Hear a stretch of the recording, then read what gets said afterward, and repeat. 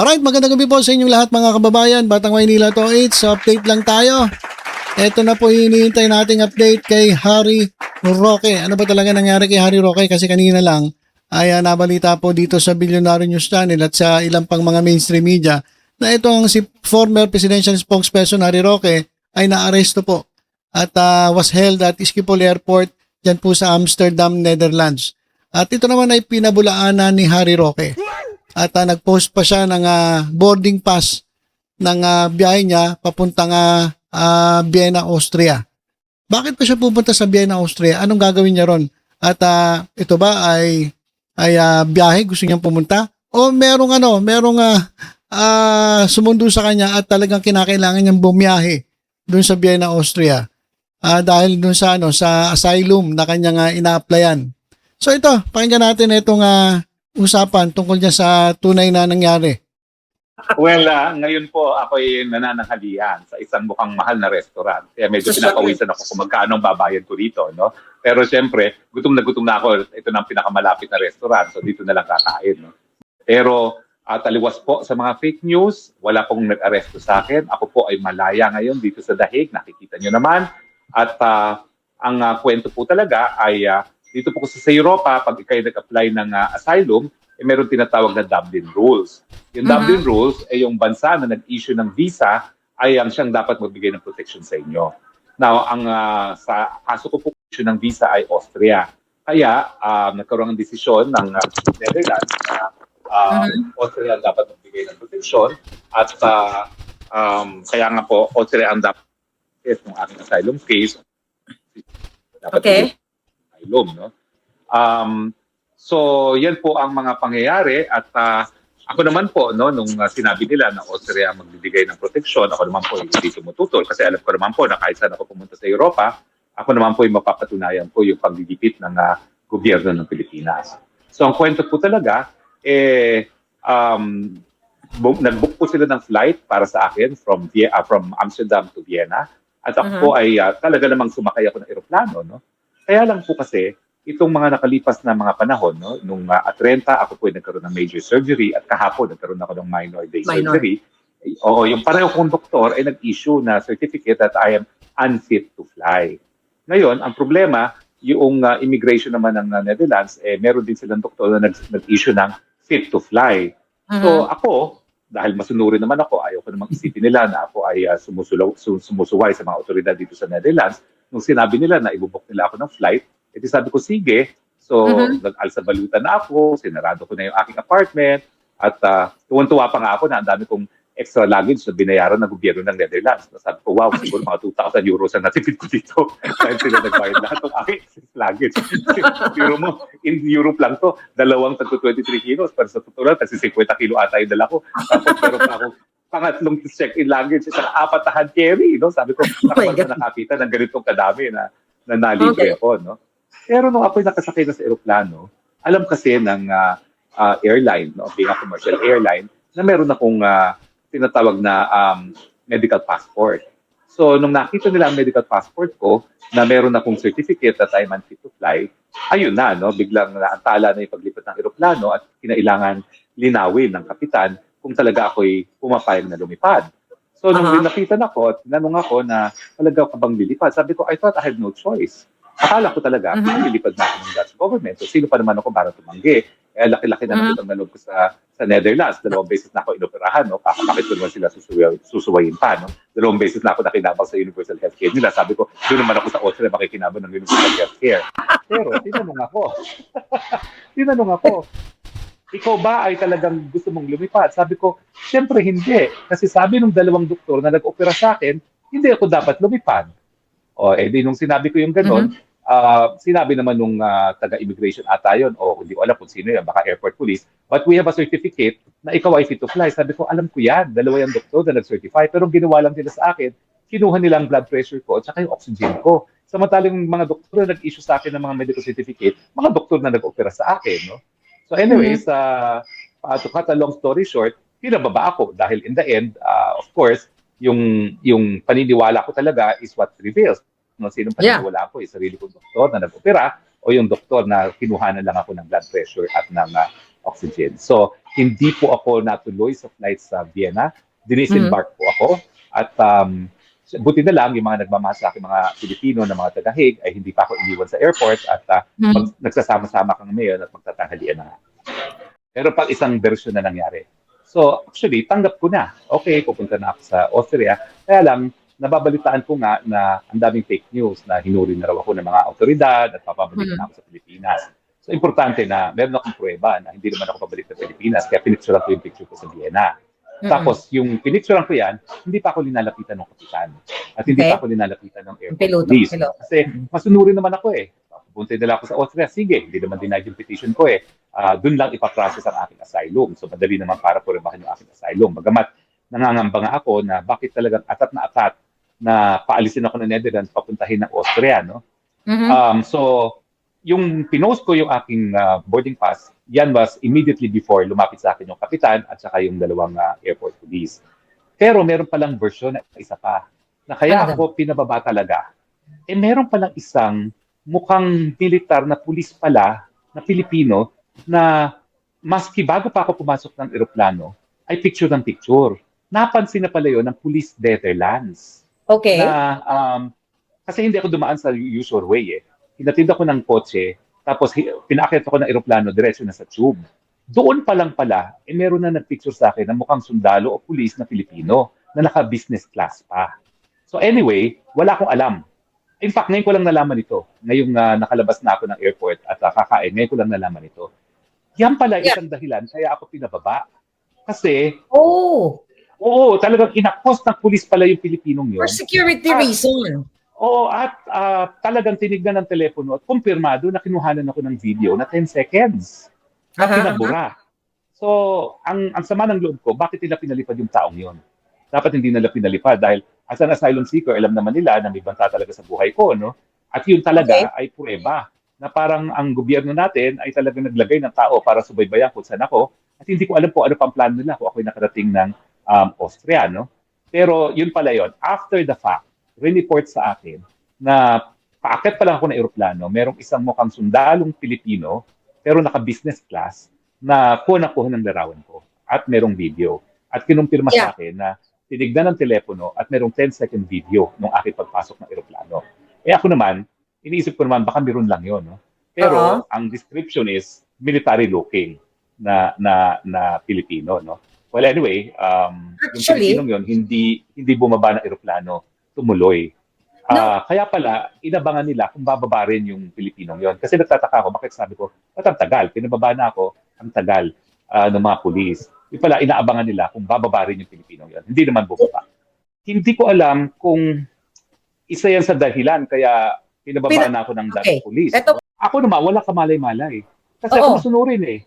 Ang ayaw na ayaw ko kasi, dahil kaabogado kong tao, naging human rights lawyer Duterte, ayaw kong masabi nila na sumusuway ako sa kahit anong batas at kahit anong patakaran, lalong-lalo ng host government ng Netherlands, na laki ng utang na loob ko, 2 beses na akong pinaopera, no? So, ako naman, tanggap ko, di punta ng Austria.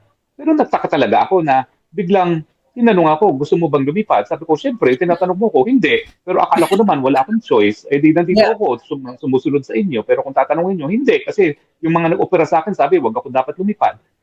Pero yung nga, nagtataka ako, bakit biglang nag-iba yung isip ng mga Dutch police. I think yun na nga, no? Dahil dito na alam nila hindi nila magagarantiya ang aking seguridad dahil hanggang aeroplano, hanggang loob-loob ng aeroplano ay merong nakasunod sa akin na kaduda-dudang Pilipino. Yan yung inaantay siguro ng mga police Dutch. Kaya sabi ko, ba't kaya ang tagal nito? Eh alam ko matagal kasi gutom na ako eh. Sabi ko, tagal naman ito, ba't ayaw pa nitong bumaba? No? Kasi ano yan eh, 3 silang police, 2 bumaba, yung isa na iwan. Tapos sabi ko, bakit kaya, ano kaya inaantay nito? Yung pala, inaabangan nila kung bababa rin yung Pilipinong yun. Hindi naman bumaba. Well, unang-una, no, hindi po ako na-aresto. Voluntaryo po yung pagsama ko. Kasi nga masunurin ako. Kaya lang, nung tinanong ako, gusto mo bang lumipad? Siyempre, hindi. Meron akong 2 medical certificate unfit to fly. Kaya lang, akala ko, wala akong choice. So, nung tinanong ako, siyempre hindi. Pinababa ako kaagad. So, wala pong arestuhan. Pangalawa po, buong buhay ko po, inalay ko na dun sa karapatan ng malayang pananalita at malayang pamamahayag. Dahil naniniwala po talaga ako sa importansya nito, mga karapatan nito sa demokrasya. Dahil wala namang kahit sino na may monopolya sa solusyon ng mga problema natin, sa malayong pananalita at pamamahayag, mahahanap natin siguro solusyon dyan. Pero sana, hiningi ko sa ating mga kapatid sa media, at halos, ang dami-dami ko naman naging kliyente dyan sa media na yan. Na kapag sila nadidemanda ng libel, pag sila sinusupil ng mga matataas na tao, akong tagapagtanggol sa kanila, sana naman, with the freedom comes responsibilities. Maging, ano naman sila, responsable sa pagbabalita. At kung walang kumpirmasyon, sana, wag mo na ibalita. Nakita ko na po yung order ng korte na pinakansela ang passport ko. Pero kagahapon naman, ako'y nag-spokes hour at in-explain ko na meron pa yung motion for reconsideration yan. So, hindi pa po yan final. At ang dahilan ng hukuman, maski hindi daw ako tumakas matapos masampa ang criminal information laban sa akin, no? Kinakailangan ako'y harapin nung nalaman ko na may kaso na. Ang sabi ng korte, unjustifiable daw yung refusal ko to be within the jurisdiction of the court. So ang sabi ko naman kahapon ay meron pa pong motion for reconsideration yan at sa aking motion for reconsideration, ang ididiin ko, ako'y wala sa Pilipinas dahil ako may ginigipit at karapatan ko sa ilalim ng karapatan ng tao na humingi ng asylum dito sa Netherlands. Yung red notice po, hindi yung warrant of arrest. Yung gobyernong Bangag, pinalabas lang nila na may red notice si Tatay Digong na parang warrant of arrest. Yun, hindi po. Yan ay isang pakiusap na makapagtulungan ng mga estado na arestuhin ng isang tao. At kung yan ay ipapatupad dito sa Netherlands, syempre Dutch police yan, pero alam ng Dutch police na ako nga ay isang asylum seeker at hindi po pwedeng mapabalik sa Pilipinas habang hindi tapos yung proseso ng asylum. Lalong-lalo na ngayon na mukhang nakumpirma ng Dutch police na may banta talaga sa buhay ko at sila na mismo ang nag-akos doon sa Pilipino na mukhang police na kuha ng video at pictures ko hanggang sa loob ng eroplano.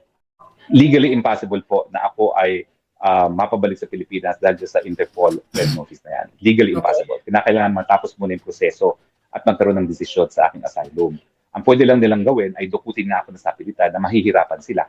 Kasi kinancel na nila ang passport ko. Paano nila ako isasakay sa eroplano? Miski naman private plane dito, ini-inspect talaga ng immigration kung sinong sakay. No?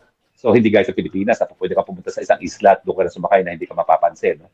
So sa akin po, talagang magagawa lang din yan sa illegal na pamamaraan at ngayon nga lang po nakakuha na ako ng text dito kung gusto ko raw they can provide me with a secure place of residence, no? I think this confirms na kaya rin ako pinababa dahil nga doon sa Pilipinong nasa eroplano, no? Dahil nag-o-offer na sila ngayon ng safe house, no? Well, hindi ko pa alam kung gusto ko yan o hindi, pero ayaw ko kasi na ang buhay ko natatakot ako na hinahanding ako ng mga bangag, no? Hindi ako natatakot sa kanila dahil ako naman, I know that God is my shepherd, I shall not want. Una. At pangalawa, ako'y napapaligiran din mga Pilipino na hindi lang nagmamahal sa inang bayan, nagmamahal din kita Tatay Digong at nagmamahal din sa akin. Ako na ang naghahanap. Sabi ko, sila, diba kung gumagana pa yung passport ko? Kasi kapag talagang nalaman ko na kinancel ang passport na hindi pa pinalyan, talagang makakatikim sila sa akin, no? Dahil may karapatan ako humingi ng motion for reconsideration at kinakailangan maging final ng order yung decision ng court bago nila sila yung passport ko. No? So ako mismo ang nagtatanong, mukhang gumana pa rin yung passport ko, so hindi pa rin kasilado yung passport ko. Kasi kung hindi gumagana yung passport, hindi naman kinakailangan ako mag-passport dahil ito naman ay Dublin process na tinatawag. No? Pero at least sabihin nila na may ganyan. At saka kung merong red notice alert, yung police na mismo magsasabi sa akin, tinanong ko, meron ba akong red notice alert? At saka meron din akong sulat sa Interpol. Kung meron ako, wala namang sagot sa akin ng Interpol. Wala pa as of kanina. Although meron akong source sa Interpol na nagsasabi na ngayon daw ipapublish ng Interpol yung red notice alert. Pero ang sa akin nga, ulitin ko, wala pong kinalaman yan, wala pong epekto sa akin yan dahil alam naman dito sa Europe na kung gaano ka-importante karapatan ng asylum. No? Dahil dito sa Europe, milyong-milyon ang namatay dahil sa kanilang paniniwala, no? Lalo na dun sa pangalawang pandaigdig ng digmaan. Electronic naman yung ating passport na Machine readable naman yan So kung yan ay kanselado na, they would have informed me. Tinanong ko talaga, valido pa po ang aking passport as of kanina. Alright, so yan mga kababayan yung kwento kay Harry Roque.